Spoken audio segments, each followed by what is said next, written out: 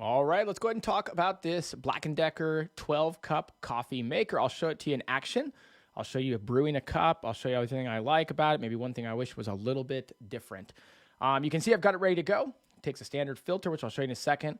Here's where you see how much water is in there, right? So it can go all the way to 12 cups. It is very easy to see. Sometimes these things are not easy to see on other coffee makers, but they do make it very easy to see. And then you'll see, obviously, that the carafe here is 12 cups as well. So it's kind of marked, which is nice. You can see how many cups of coffee you have and you've made. It takes a standard filter, at least what I would consider to be a standard filter.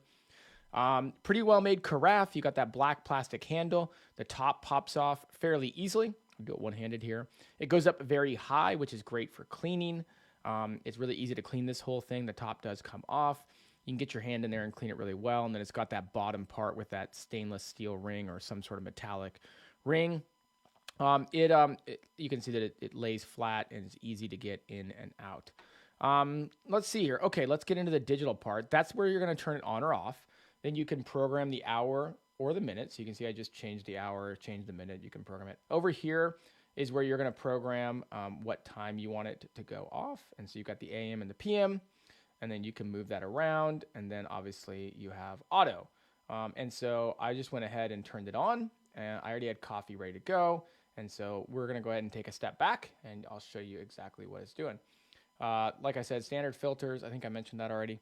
But yeah, let me take a step back now. So it's starting to go as we speak. It does take a little while to kick in, as I think most coffee makers do.